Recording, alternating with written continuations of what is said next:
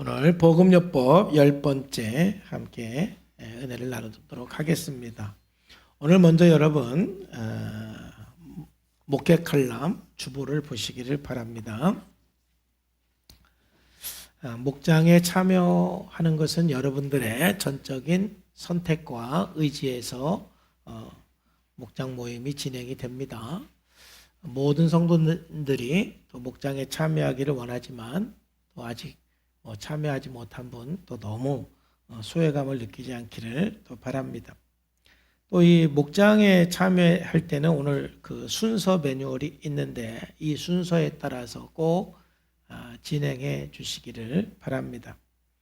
예배 부름에서 예배는 하나님의 은혜에 대한 우리의 반응입니다. 목장 모임은 모든 구성원이 적극적으로 반응하며 참여하는 예배입니다. 여기서 핵심은 목장 예배는 모든 성도가 함께 참여하는 예배입니다. 물론 지금 우리가 드리는 공예배도 여러분들이 적극적으로 반응하고 참여하지만은 그래도 이 시간에 설교는 제가 하고 여러분들은 듣는 역할을 하시잖아요. 근데 목장 예배는 어떤 특정한 사람이 설교를 하고 가르치는 것이 아니라 각각 본인들이 깨달은 것을 나누고 변화된 것을 각각 나누기 때문에 목장 예배는 여러분들이 더 적극적으로 참여하는 예배이고, 그렇기 때문에 목장 예배를 통해서 사실 더 은혜도 받고 도전도 받고 여러분들이 예수님의 제자로 성장해 갈 수가 있습니다. 그 다음에 찬양은 주일날 교회에서 예배할 경우에는 생략할 수가 있습니다. 그리고 광고는 매주 목자님들은 목장 예배를 위해서 일주일간 나눔 내용을 미리 준비해 오도록 늘 광고를 해서 여러분들이 준비해야 목장 예배가 은혜롭고 또 짧은 시간 안에 끝이 납니다. 여러분 주일 예배를 위해서 여러분들이 특별히 준비해야 될 건 없지요. 그래도 좀 너무 피곤하지 않도록 준비하시고 또 주일을 위해서 여러분들 기도하면서 준비합니다. 그러나 여러분들이 주일을 위해서 설교를 준비하거나 누구를 가르칠 것을 준비하거나 그러진 않죠. 저 말고는. 근데 목장 예배를 위해서는 여러분들이 나눌 거를 미리 준비하고 어느 정도는 기록을 해 놓으셔야 합니다. 그래야만 은혜가 되고 짧은 시간 안에 끝날 수가 있어요. 그리고 어떤 한 사람이 독점적으로 목장 예배 시간에 말하지 않을 수가 있습니다. 목장 예배는 막 무질서하게 아무나 얘기하는 시간은 아닙니다. 정확하게 질서에 따라서 돌아가면서 한 사람 한 사람 함께 나누는 시간입니다.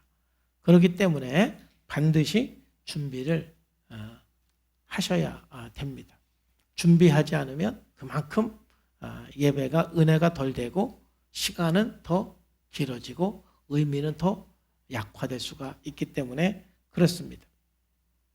그래서 여러분들이 특별히 이제 그냥 주보를 보세요. 이 말씀 나눔과 삶의 나눔이 있는데 이 말씀 나눔은 여러분들이 오늘 주일 말씀 들으면서 깨닫고 감동되고 결단하고 또 지난주 말씀 적용한 것을 나누는 것입니다. 그래서 이거를 간단하게 정리를 하셔야 됩니다. 여러분들이 신앙도 성장하기 위해서 또 앞으로 더 행복하고 성공하는 인생을 살기 위해서는 말하는 훈련, 듣는 훈련을 반드시 해야 됩니다. 듣는 훈련이 안 되면 여러분 인생 참 힘들게 살 수밖에 없습니다. 참 고생하는 사람들의 공통점은 절대로 남의 얘기를 못 듣는 사람들입니다. 남의 얘기를 못 듣는 사람은 고생하고 망할 가능성이 상당히 높습니다. 그러니 여러분 듣는 훈련을 하셔야 돼요. 근데 세상에서 가장 힘든 게 뭐예요? 듣는 거예요. 그다음 두 번째는 여러분들이 할 말을 정리해서 정확하게 말하는 훈련을 하셔야 돼요. 훈련이 안 된 사람들은 말은 장황하게 하는데 무슨 말을 하는지를 모르게 되는 거예요. 그래서 여러분들이 자꾸 기록하셔야 돼요. 말씀을 듣고 어떤 내용을 나눌까 기록을 하셔야 됩니다. 그 다음에 삶의 나눔은 여러분들이 회복기도 하고 점검일지를 중심으로 해서 나누는 것입니다. 그러니까는 어떤 사람들은 나는 회복에 대해서는 나누고 싶지 않아요. 그러면 말씀만 나눠도 괜찮습니다. 그러나 여러분들이 삶의 나눔을 꼭 권장하는 것은 여러분들이 변화를 위해서 그렇습니다. 여러분들이 반복적으로 상처를 받고 또 반복적으로 누군가에게 상처를 주고 살아가요. 그리고 여러분들에게 반복적인 문제들이 발생합니다. 그건 뭐냐면 여러분들이 변화되어야 될 내용이 반드시 있다는 것이죠. 내가 변화되지 않으면 계속 상처받고 상처를 줍니다. 또 문제는 반복적으로 일어납니다. 그래서 그 문제를 해결할 수 있는 그 길을 지금 우리가 복음요법을 통해서 배우고 있고, 우리가 회복의 길 기도문 기도하고 또 점검일지를 쓰면 여러분들이 예수님의 제자로 변할 뿐만이 아니라 지금까지 일어나는 모든 반복적인 문제들이 다 해결될 줄로 믿습니다. 그래서 여러분들에게 성장하고 그러한 그 문제들이 이제 해결될 수 있도록 하기 위해서 삶을 나누는 것이지, 그냥 일주일 동안 있었던 일 아무거나 막 얘기하라는 뜻이 결코 아닙니다. 또 일주일 동안 힘들었던 거 그냥 얘기하라는 게 아닙니다. 반드시 회복의 길 기도와 점검일지를 통해서 거기에서 내가 뭔가 배운 것, 또 내가 변화를 위해서 어떻게 기도를 했는지, 어떻게 결심을 했는지, 이런 부분들을 정리해서 나눠야만 이 삶의 나눔도 굉장히 중요한 것을 간단하게 나눌 수가 있어요. 여러분들이 이거를 잘 정리해서 나누면 목장 예배 시간이 그렇게 길지는 않습니다. 그래도 이제 인원수에 따라 다르겠지만, 인원수가 좀 작은 목장은 뭐 1시간 내로 끝날 수가 있겠고, 아마 인원수가 6, 8명 정도 되면은 적어도 1시간 반 정도는 아마 걸려야 될 것입니다. 그리고 2시간 안에 끝나는 게 좋습니다. 너무 오래 하면 좀 힘들 수가 있습니다. 그리고 그 정도는 여러분들이 또 힘들어도 참고 잘 나눌 수 있어야 돼요. 초등학교 수업 시간이 약 40분 정도죠.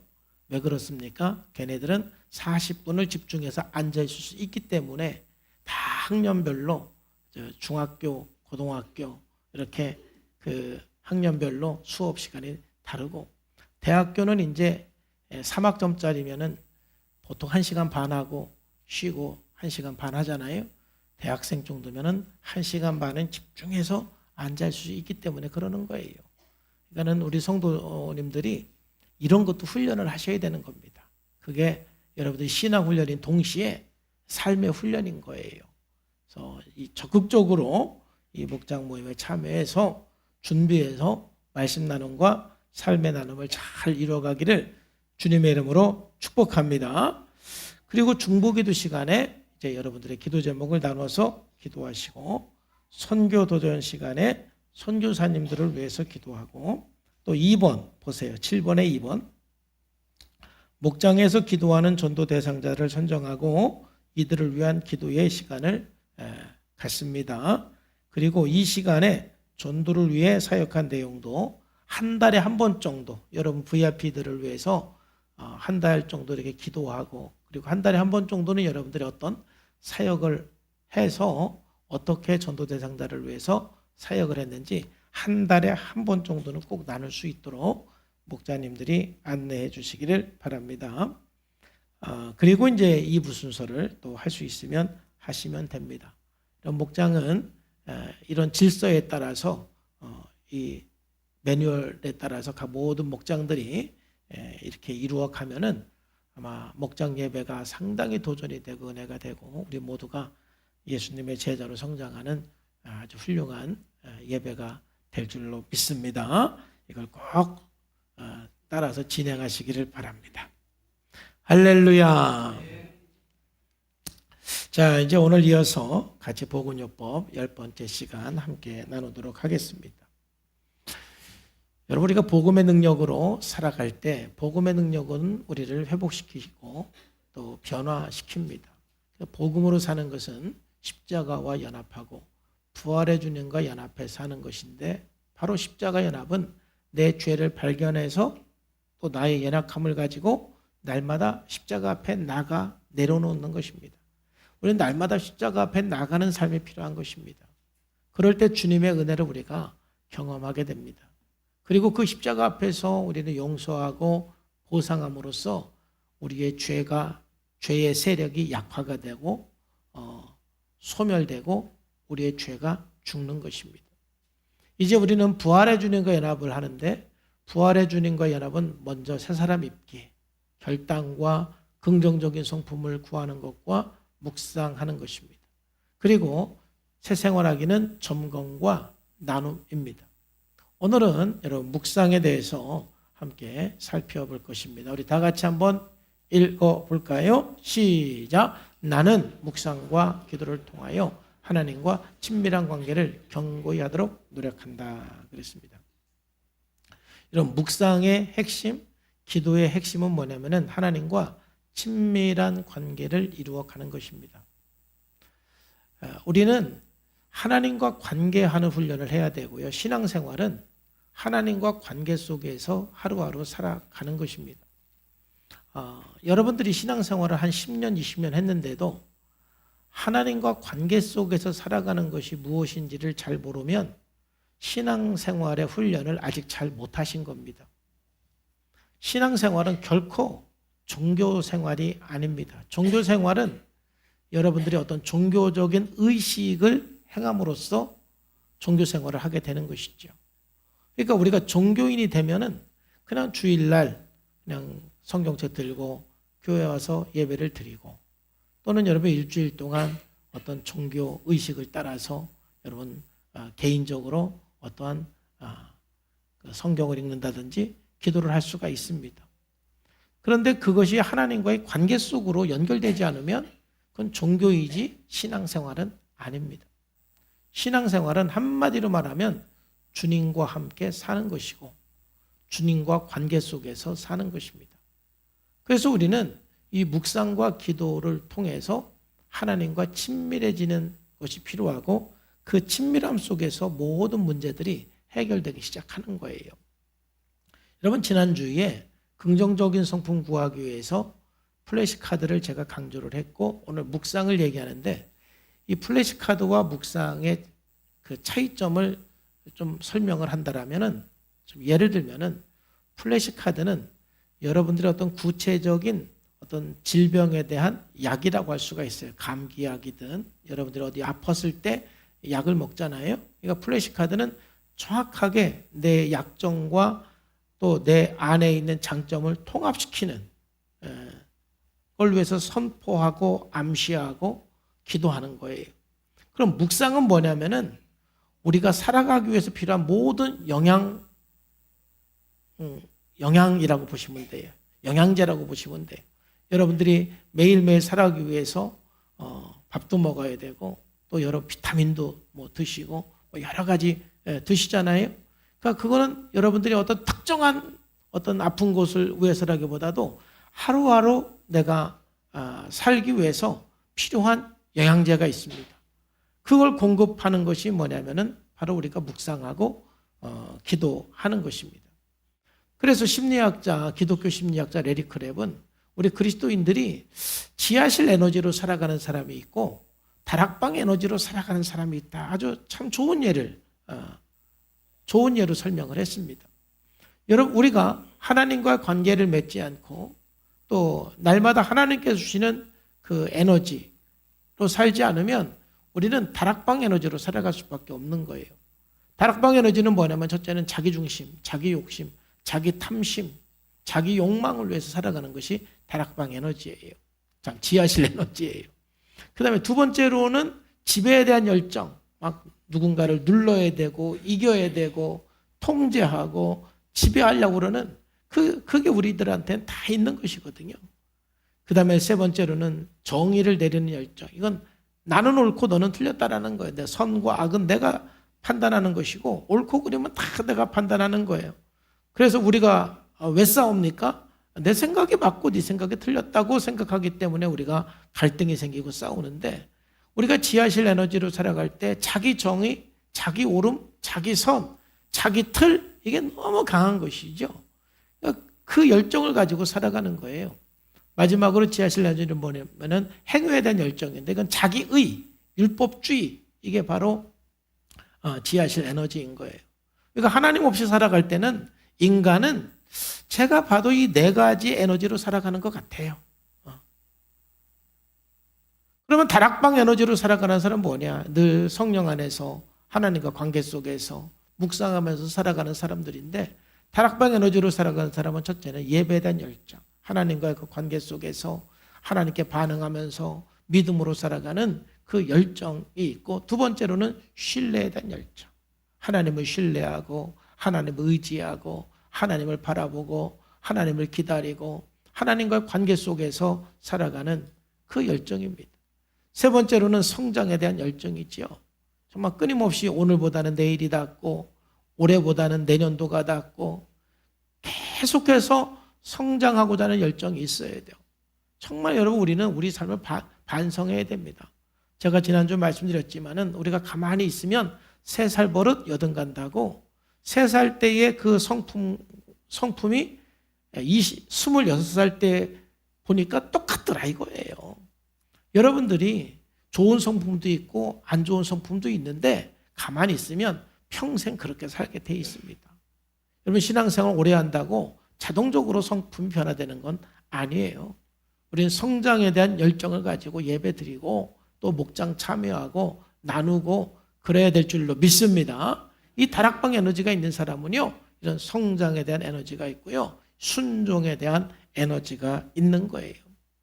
그래서 지하실 에너지로 살아갈 것이냐, 다락방 에너지로 살아갈 것이냐.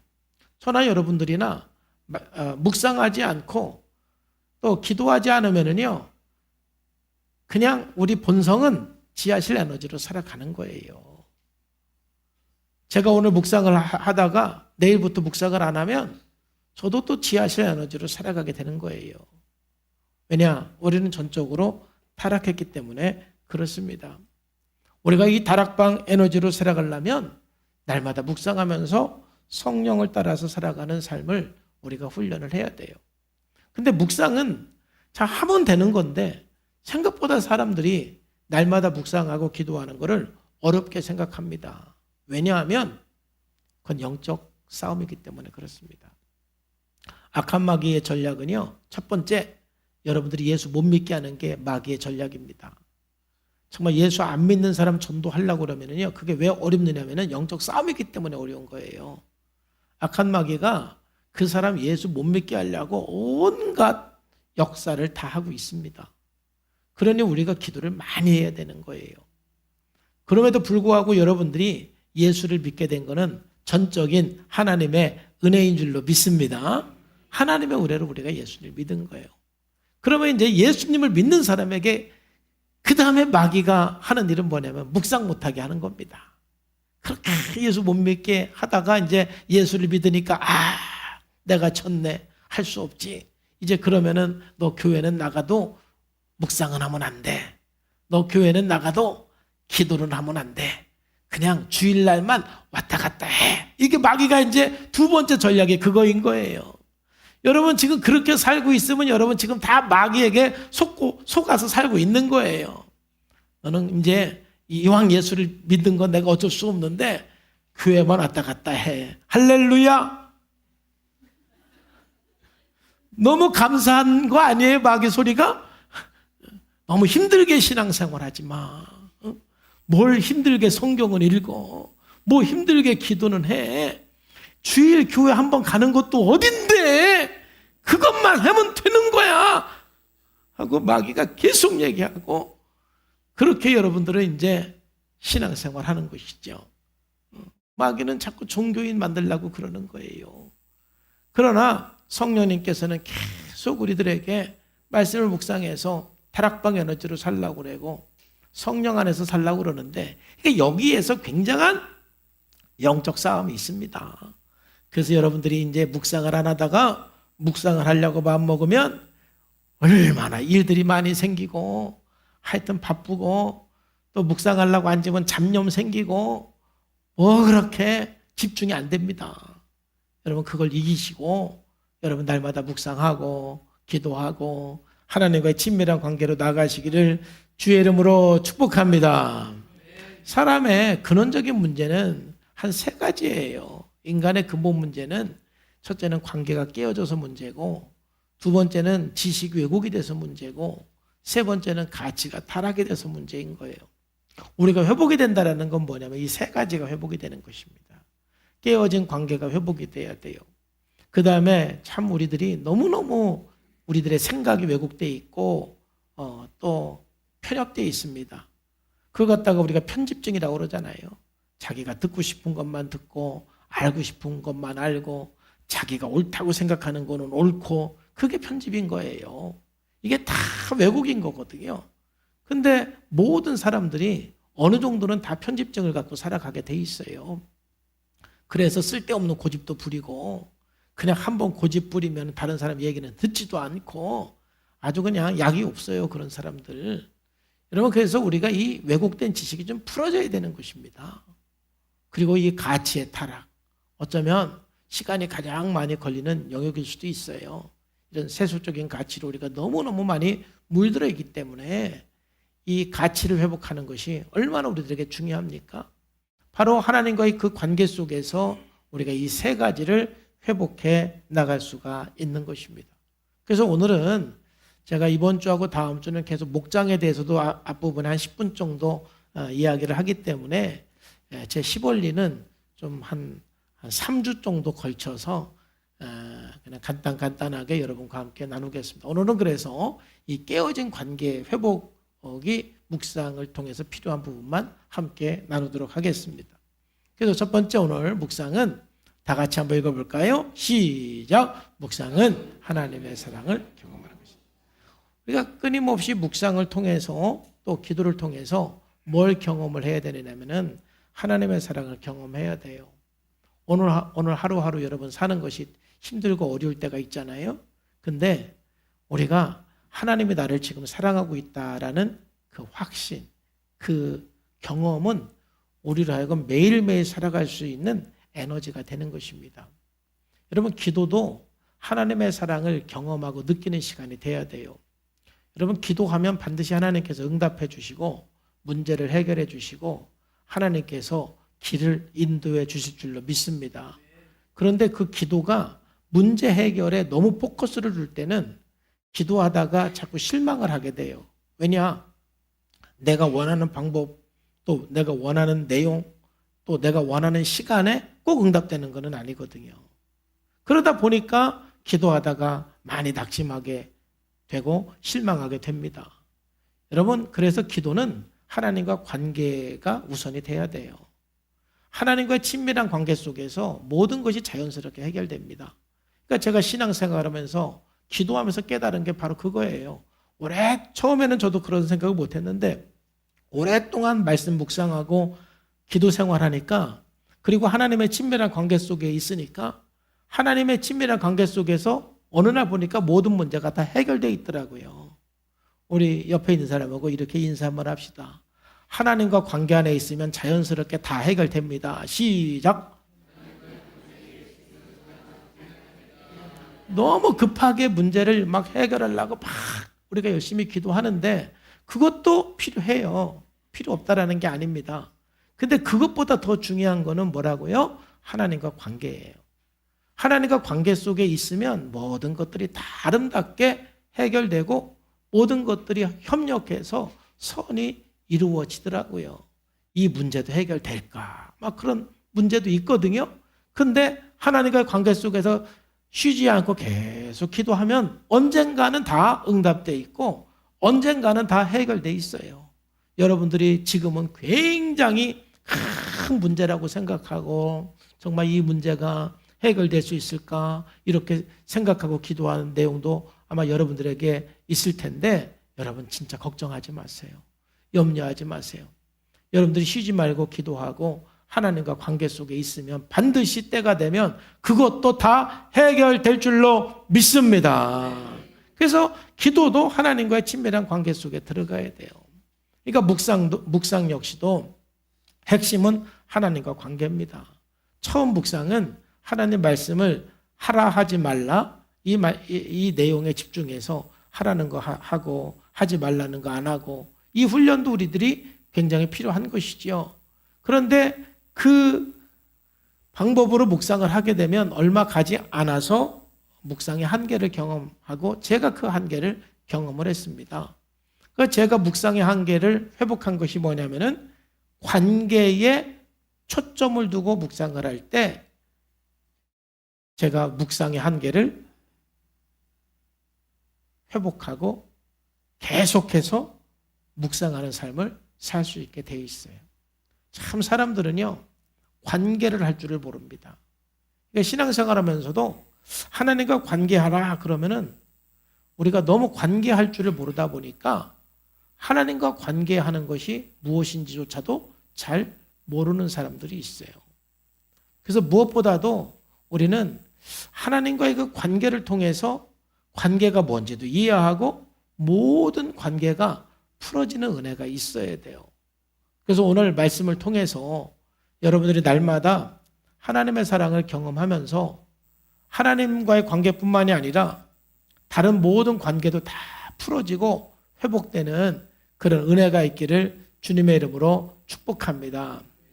사람들이요, 관계를 하려면은 어렸을 때부터 좀 비대칭 관계를 경험을 해야만 관계를 할 줄 알게 돼요. 왜냐하면은 이 비대칭 관계는 어떤 한시적으로 경험하는 거거든요. 어렸을 때 비대칭 관계라는 것은 한쪽이 일방적으로 주는 관계를 말하는 거예요. 그건 어렸을 때 가능한 거잖아요.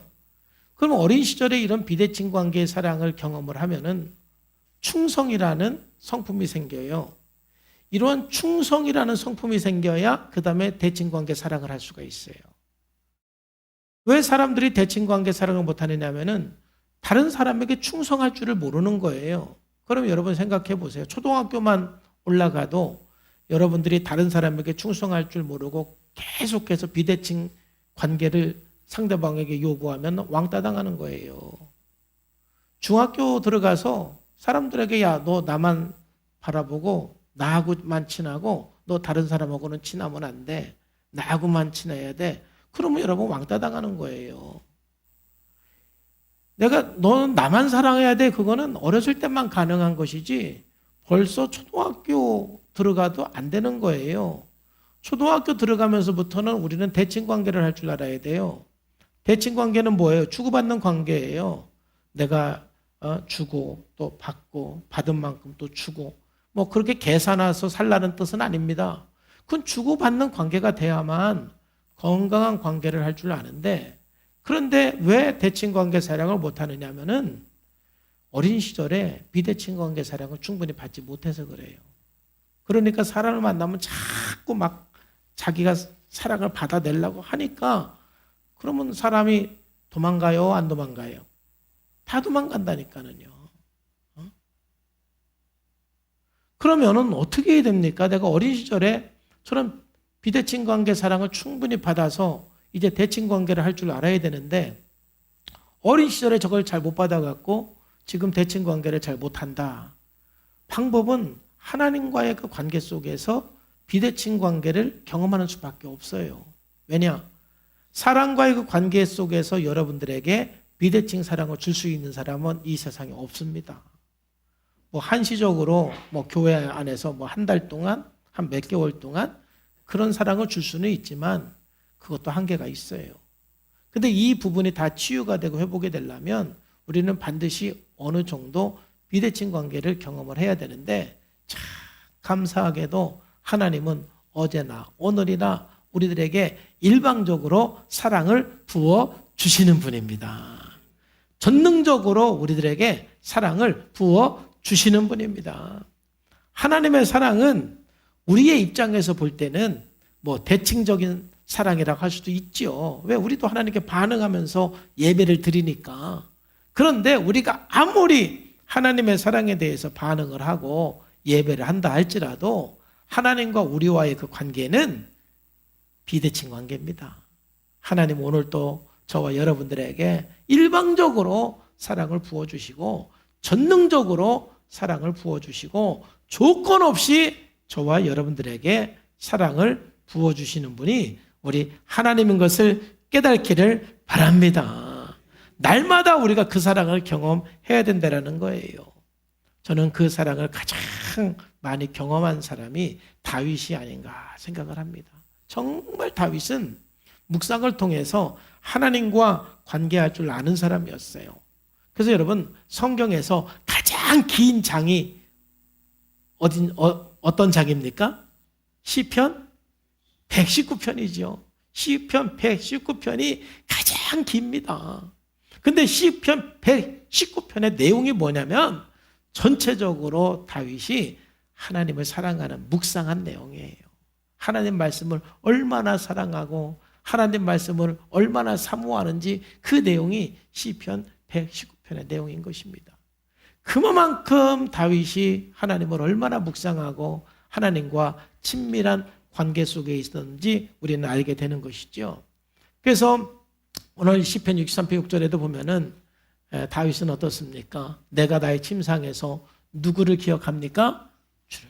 여러분 딱 침대에 누우면 누구 생각합니까? 목사님 생각합니까? 어떤 사람은 내 꿈 꿨대. 그래갖고 또 나한테 무지하게 혼나는 꿈을 꿨대. 혼나는 꿈. 그래서 그게 도대체 무슨 꿈인가? 어쨌든 여러분 침상에 누웠을 때 뭘 생각합니까? 다윗은 주님을 생각한다라는 것이죠. 누워서 주님을 생각하는 거예요. 그리고 새벽에 주의 말씀을 작은 소리로 엎드렸다. 일어나자마자 뭘 하는 겁니까? 묵상하는 거예요. 하나님의 말씀을 작은 소리로 읊조리는 것이지요. 얼마나 하나님을 사랑하고 하나님과 친밀한 관계인지 보여주는 거예요. 또 77편 1절에서 12절에도 보면은 곧 여호와의 일들을 기억하고 하나님께서 그동안 나에게 베풀어 주신 은혜들을 기억하는 것입니다. 또 주께서 옛적에 행하신 기이한 일들, 창세기부터 지금까지 있었던 그 수많은 하나님의 그런 기적들, 표적들을 기억하는 거예요. 하나님은 얼마나 위대하신 분인가, 하나님은 얼마나 능력이 많으신 분인가 생각하는 것입니다. 그걸로 끝나는 게 아니에요. 묵상하는 것이지요. 또 주의 모든 일을 작은 소리로 읊조렸다 말이죠. 작은 소리로 읊조렸다 이 말이 옛날 성경은 묵상이라고 돼 있는 건데 그 묵상이라는 것이 구약시대는 바로 읊조리는 게 묵상이었어요. 작은 소리로 읊조렸다 이렇게 고백하잖아요. 기억하고 그 내용을 읊조리는 거였어요. 여러분 시편 119편 148절에서도 주의 말씀을 조용히 읊조리려고 하나님 말씀을 읊조리려고 내가 새벽녘에 눈을 떴습니다. 새벽에 왜 눈 떴습니까? 하나님 말씀 읊조리려고 새벽녘에 눈을 떴다. 이렇게 고백을 하는 거예요.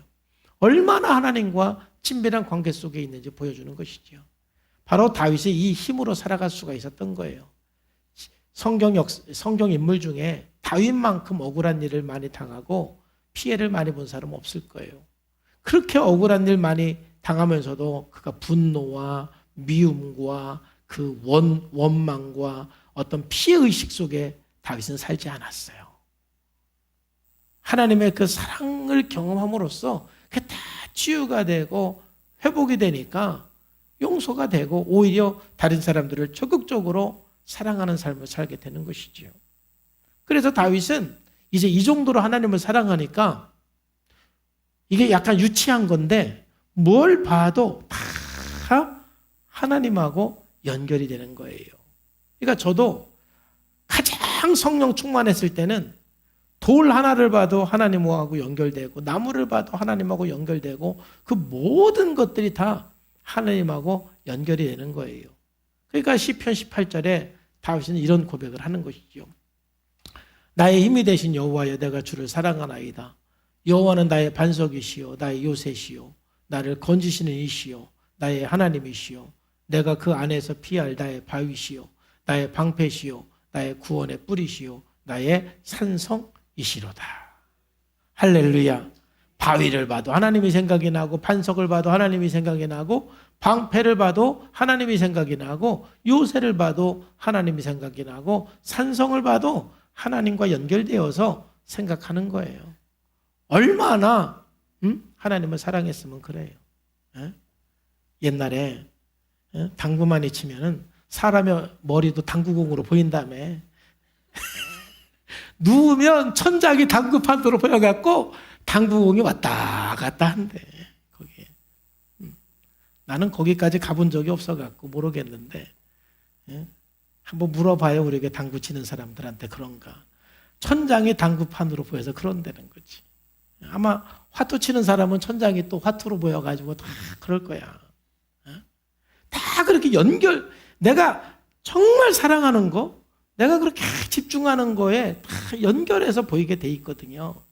여러분들이 그만큼 하나님을 사랑하고 하나님을 묵상하면 모든 것이 하나님과 연결되어서 생각이 되고 그게 우리의 삶에 큰 에너지가 되고 힘이 되는 것입니다. 그래서 다윗은 시편 23편을 또 기록했잖아요. 이번 부활주일 날 우리 모든 성도님들이 공통적으로 암송할 내용은 시편 23편입니다. 이거는 성산교회 성도이면 부활주일 날 다 암송하셔야 돼요. 그 다음에 이제 그 외에 목장별로 이제 암송대를 어떻게 할까 좀 여러 가지로 고민 중에 있는데 우리가 올해 시편 1편 그리고 23편 그리고 27편을 지금까지 암송을 했죠. 그래서 다음에 57편을 암송할 건데 그건 좀 그것도 10몇 절까지 있어갖고 부활주일까지는 안 됩니다. 근데 시편 127편은 또 6절까지밖에 없어요. 그래서 127편 이렇게 해서 이제 부활주일 날까지 그거를 전부 암송하는 분들은 약간의 상이 있어요. 작년처럼 금을 줄 수가 없으면 작년에는 금을 드렸는데 올해는 그 정도는 아니고 그래도 이제 그 정도를 다 암송한 분들에게는 약간의 상이 있어요. 시편 23편만 암송한 사람은 암송이 상입니다. 자, 다 같이 한번 우리 암송해 보십시다. 시작. 여호와는 나의 목자시니 내가 부족함이 없으리로다. 그가 나를 푸른 풀밭에 누이시며 쉴만한 물가로 인도하시는도다. 내 영혼을 소생시키시고 자기 이름을 위하여 의의 길로 인도하시는도다. 내가 사망의 음침한 골짜기로 다닐지라도 해를 두려워하지 않을 것은 주께서 나와 함께 하심이니라. 주의 지팡이와 막대기가 나를 안위하시나이다. 주께서 내 원수의 목전에서 내게 상을 차려주시고 그 기름을 내 머리에 부으셨으니 내 잔이 넘치나이다. 내 평생의 선하심과 인자하심이 반드시 나를 따르리니 내가 여호와의 집에 영원히 살리로다. 아멘. 할렐루야. 정말 힘들고 어려울 때 어떻게 이런 아름다운 시를 고백할 수 있을까요?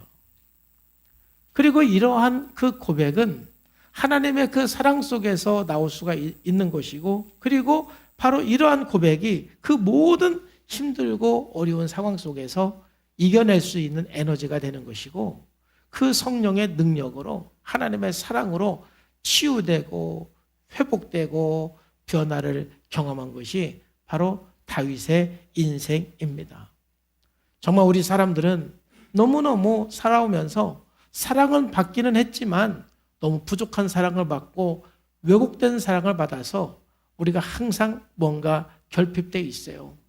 정말 사람들이 왜곡된 사랑은 뭐냐면 첫 번째는 사람들이 소유하고 지배하는 것은 사랑이 아닌데 우리 부모들은 자녀들을 뭔가 소유하려고 그러고 지배하려고 그러고 그걸 사랑으로 착각하는 경우가 있어요. 근데 그거는 사랑이 아닙니다. 또는 자기의 꿈을 투영을 해서 내가 좌절한 것, 내가 이루지 못한 것을 자녀를 통해서 이루려고 그러는 것도 사랑이 아닙니다. 자녀의 그 재능이 무엇인지 하나님께서 그를 향한 뜻이 무엇인지를 알고 우리가 인도를 해야 되는데 우리가 너무 내 욕심을 가지고 사랑하다 보니까 나는 사랑한다고 사랑을 했는데 상대방은 항상 사랑의 결핍을 느끼는 것입니다. 여러분 뭔가 물질로 어떤 채워주는 것도 사랑이 아닙니다. 사람들은 그게 사랑인 줄 알고 막 물질 채우고 사람에게 뭔가 자기 공허함을 채우려고 그러는데 결코 그것은 여러분들을 사랑하는 게 아니에요. 그래서 세상은 여러분들을 사랑하지 않습니다. 여러분들에게 세상은 사랑을 줄 수가 없습니다. 그렇기 때문에 우리는 늘 사랑의 결핍을 경험을 해서 크고 작은 많은 증상들이 나타나고 문제들이 발생을 하는 거예요. 오늘 다윗처럼 우리는 늘 하나님의 사랑을 경험하셔야 돼요. 그러면 여러분 날마다 이제 묵상하면서 경험해야 되는 하나님은 어떤 분이냐? 오늘 그 6가지 하나님의 모습을 생각하고 오늘 함께 마치려고 그럽니다. 첫 번째, 우리가 정말 날마다 경험해야 되는 하나님의 사랑은 뭐냐면은 친밀하시고 가까이 계신 분입니다. 시편 119편 1절에 3절에 보면 여호와여 주께서 나를 살펴보셨으므로 나를 아시니이다. 주께서 내가 앉고 일어섬을 아시고 멀리서도 나의 생각을 밝게 아시고 나의 모든 길과 내가 눕는 것을 살펴보셨으므로 나의 모든 행위를 아십니다. 그랬죠. 여러분, 하나님은 여러분의 멀리 계시는 분이 아니라 여러분의 모든 걸 아시는 분이 하나님이세요. 여러분 아픔도 아시고 여러분 눈물도 아시고 여러분 염려도 아시고 여러분이 두려워하는 것도 하나님은 다 아십니다. 날마다 하나님께서 내 모든 눈물을 아시는 그 주님을 경험하고 그 주님을 느낄 때 그 주님과 함께 그 모든 어려움을 우리가 이겨나갈 수가 있어요. 지난번에 마태복음 6장 암송을 할 때 많은 분들이 은밀한 중에 보시는 그 하나님이라는 단어에 상당히 많이 은혜를 받고 위로를 받았다라는 고백을 제가 여러 사람들한테 들었어요. 하나님이 멀리 계신 것 같지만 때로는 내 모든 삶을 안 보시는 것 같지만 성경 말씀을 통해서 보면은 하나님은 가까이서 내 모든 걸 보시고 아시는 분이 바로 하나님이십니다. 그 하나님을 날마다 경험하시기를 바랍니다. 시편 139편을 읽을 때만 이 하나님을 경험하는 것이 아니라 성경 어디를 읽어봐도 우리는 하나님께서 가까이서 내 모든 걸 아신다. 내가 너의 눈물을 안다. 이 음성을 날마다 들으세요. 여러분들이 그 내용을 글로 써도 얼마나 마음이 따뜻해지고 힘이 나는지 모릅니다. 주께서 내 모든 아픔을 아시니 감사합니다. 주님이 이 모든 고통을 주님 아시니 감사합니다. 하나님은 다 아시는 분이에요. 가까이 계신 분이다 이 말이죠. 두 번째, 우리가 날마다 경험해야 되는 하나님의 성품은 어떤 분이냐면은 자비롭고 긍휼을 부어주시는 분. 그 메마른 땅에 비를 내리시듯이 끊임없이 우리들에게 은혜를 베풀어 주시고 자비를 베풀어 주시고 긍휼을 베풀어 주시는 분이 우리 하나님이세요. 시편 103편 8절에서 10절에 보면은 여호와는 뭐가 많으시고 긍휼이 많으시고 은혜로우시며 노하기를 더디하시고 인자하심이 풍부하시도다 그랬어요. 10절에도 보면은 우리의 죄를 따라 우리를 처벌하지 아니하시며 우리의 죄악을 따라 우리에게 그대로 갚지는 아니하셨으니. 하나님은 오히려 우리가 죄를 지으면 당신의 목숨을 들여서 우리 죄값을 치러주시는 분이 예수님이세요. 우리의 성장을 위해서 하나님께서 때로는 연단시키기도 하지만은 그러나 우리가 잘못한 거 하나하나에 하나님께서 처벌을 하시는 분은 절대로 아니시라는 거예요. 하나님은 그럼에도 불구하고 긍휼을 베풀어 주시고 은혜를 베풀어 주시고 자비를 베풀어 주시고 응답해 주시고 단비를 내려주시는 분이 하나님인 거예요. 여러분 그 하나님을 날마다 경험하시기를 바랍니다. 그 하나님을 여러분 경험하시면서 그 하나님의 사랑을 좀 느끼셔야 돼요. 그게 우리가 치유되고 회복되는 길입니다. 처음에는 약간 의지적으로 느끼셔야 돼요. 의지적으로. 그러다가 이제 나중에는 모든 성경을 읽을 때마다 종합적으로 이 하나님의 성품이 내 속에서 경험되어지고 느껴지는 것을 경험하게 되는 것입니다. 세 번째는 하나님은 엄격한 분이 아니라 정말 따뜻하게 나를 용납하시고 사랑하는 분이다. 저 그림은 참 제가 좋아하는 그림이거든요. 렘블란트가 이제 그 탕자 이야기를 그린 그림인데 참 저렇게 누추하고 아주 그냥 보잘것없는 그 아들을 그 아버지가 큰 손으로 그냥 달려가서 안아주시는 그림이거든요.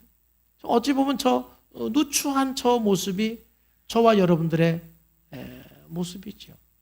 저 그림을 그린 렘블란트 자신의 모습이기도 했어요. 하나님은 정말 모든 사람들이 뭐 더럽다고 또는 냄새난다고 피할지라도 우리 하나님만큼은 나를 안아주시고 용납해 주시고 따뜻하게 사랑해 주시는 분이죠. 이 탕자가 아버지께로 돌아가니까 이에 일어나 아버지께로 돌아가니라. 아직도 거리가 먼데 아버지가 그를 보고 지근히 여겨 달려가 목을 안고 입을 맞추니 그랬죠. 이게 아버지 사랑이에요. 우리 하나님은 이런 하나님이십니다. 이 세상에서는요, 여러분들의 능력을 증명해 보이라고 끊임없이 요구를 하거든요. 그래서 여러분들이 그 능력을 증명해 보이지 않으면 세상은 여러분들을 버린단 말이에요. 근데 우리 하나님은 그런 분이 아닙니다. 우리의 능력과 관계없이 나를 사랑하시고 용납하시는 분이에요. 그러니까 21절에 보면 이 탕자는 뭐라고 말합니까? 아들이 이르되 아버지여 내가 하늘과 아버지께 죄를 지었사오니. 여기까지는 양심이 있는 거지요. 괜찮아요. 그런데 그 다음은 아버지를 모르는 거예요. 내가 죄를 지었기 때문에 지금부터는 아버지의 아들이라 일컬음을 감당하지 못하겠나이다. 아버지를 조건적으로 자기를 사랑하는 분으로 착각을 하고 있는 거예요. 그러니까 나는 죄를 졌기 때문에 아버지의 아들이 아니고 이제 품꾼으로 나를 받아달라고 얘기를 하는 것이지요. 그런데 아버지는 어떤 분입니까? 종들에게 이르되 제일 좋은 옷을 내어다가 입히고 손에 가락지를 끼우고 발에 신을 신겨라 말이죠. 그러한 탕자를 따뜻하게 용납해 주시고 사랑해 주시는 분인데 오늘 우리는 이 하나님을 날마다 우리가 경험해야 되는 것이에요. 이게 바로 우리가 묵상하는 것입니다. 묵상은 이런 하나님을 우리가 경험하려고 묵상하는 거예요. 이런 하나님을 느끼고 이런 하나님을 체험하는 것입니다. 네 번째로는 하나님은 어떤 분입니까? 하나님은 바빠서 내 곁에 안 계신 분이 아니라 항상 나와 함께 하시고 내 곁에 계시는 분이에요. 말씀으로 함께 하시고 성령으로 함께 하시고 빛으로 함께 하시고 늘 나와 함께 하시는 분이 우리 주님이십니다. 내가 너에게 분부한 모든 것을 가르쳐 지키게 하라. 볼지어다 내가 세상 끝날까지 너희와 항상 함께 있으리라. 절대로 하나님은 여러분들을 떠나지 않습니다. 할렐루야. 함께 하시는 거예요. 함께 하시니 하나님을 경험하는 것이죠. 느끼는 것이죠. 다섯 번째는 하나님은 여러분들을 아주 기뻐하시는 분입니다. 보기만 해도 그냥 기쁩니다. 뭐 잘해야 기쁜 게 아니에요. 저도 요즘에 이렇게 손주를 보면서 많이 깨닫습니다. 벌써 이제 조금만 크면은 부모들은 뭐 공부를 잘해서 이뻐하고 뭐 엄마 말을 잘 들어서 이뻐하고 엄마 마음을 잘 헤아려줘서 참 고맙고 이뻐하고 자식이라도 이제 점점점 크면서 약간 조건이 들어가잖아요.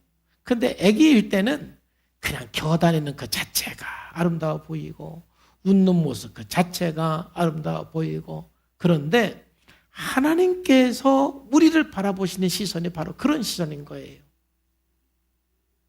그냥 있는 그 존재 그 자체를 기뻐하시는 그 하나님. 스바냐 3장 13절 말씀.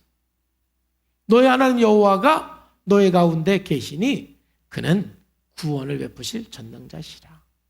그가 너로 말미암아 기쁨을 이기지 못하시며. 그러니까 우리를 바라보실 때마다 하나님은 기쁨을 이기지 못하시는 분이다.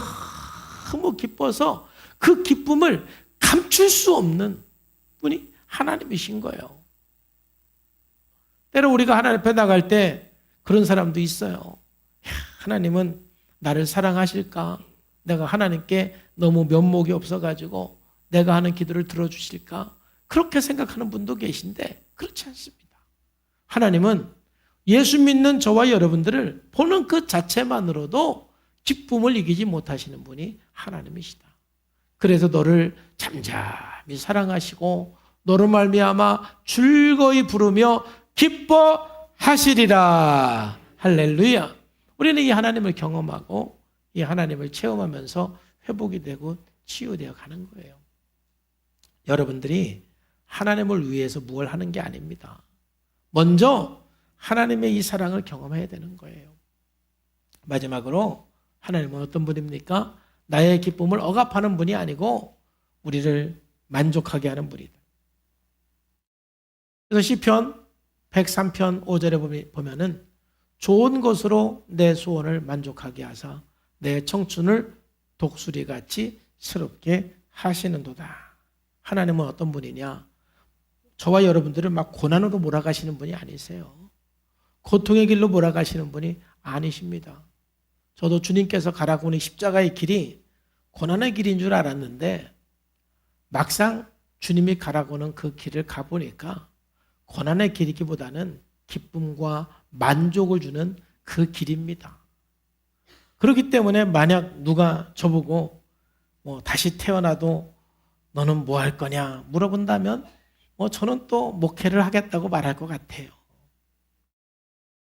세상에 힘들지 않은 일은 없지만 참 목회를 하는 것도 참 십자가의 길입니다. 예, 그냥 쉬운 길은 아닙니다. 그런데 고난만 있는 게 아닙니다. 하나님은 만족을 주시고 기쁨을 주시고 감사를 주시는 분이 하나님이시고 모든 것 채워주시는 분이 우리 하나님인 것을 깨달으시기를 주님의 이름으로 축복합니다.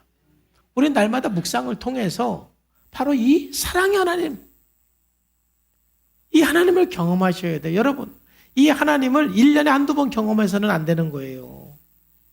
이 사랑의 하나님을 어쩌다 한번 경험해가지고는 여러분들이 치유되고 회복되는 건 아니에요.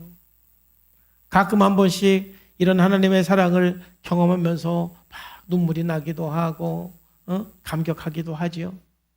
여러분 365일 이 하나님의 사랑을 경험하는 하나님의 사람이 되어야 될 줄로 믿습니다. 물론 특별히 어느 기간 동안 한 달 아니면 2달 길면 3달 이 정도로 특별히 이 사랑이 경험되는 때가 있기는 해요. 하나님께서 특별히 부어주는 은혜거든요. 저도 몇 번 그런 은혜들을 경험을 했어요. 그때는 그냥 한 달 내내 하나님의 사랑이 경험돼서 눈물이 마르지를 않아요. 하나님만 생각해도 막 감격스럽고 감동이 되고 그냥 그 사랑에 있는 내가 너무 행복하고 그리고 그 속에서 제가 회복이 되고 성장하는 것을 경험을 합니다. 그런데 이제 일상 365일은 그 정도로 막 감격과 감동이 그냥 감정적으로 일어나지는 않지만 그러나 저 역시도 날마다 하나님 말씀을 읽고 묵상할 때마다 하나님의 사랑이 경험이 되는 거예요. 잔잔하게 일방적으로 나를 사랑하시는 그 하나님, 긍휼이 많으신 그 하나님, 용납해 주시는 그 하나님, 또 만족하게 하시는 그 하나님, 또 나를 다 아시는 그 하나님을 날마다 경험하면서 그 하나님의 사랑 안에서 하루하루 회복이 되고 치유되고 성장을 경험하는 것입니다. 사랑하는 성도 여러분, 사단이 저와 여러분들에게 가장 방해하는 것은 묵상하는 겁니다. 기도하는 겁니다. 왜 그럴까요? 이런 하나님의 사랑을 경험하면 사단에게는 너무 큰일 나기 때문에 그렇습니다. 이제 우리가 이 사단의 유혹에 넘어가지 말고 아침 시간에 여러분 마음의 결정을 해서 하루 동안 먼저 말씀과 기도로 하루를 시작하는 삶이 되기를 축복합니다. 그러면서 하나님의 사랑을 경험하기를 주 예수님의 이름으로 축복합니다. 기도하겠습니다. 하나님 아버지 감사합니다. 오늘 또 주님께서 말씀하시고 함께 하시고 은혜 주심을 감사합니다. 거룩하신 아버지께서 저희들 하나님의 사랑을 날마다 경험하고 하나님의 사랑 안에 머무르고 하나님의 사랑 안에서 모든 것이 회복이 되고 치유되게 하여 주옵소서. 예수님의 이름으로 감사하며 기도하옵나이다. 아멘.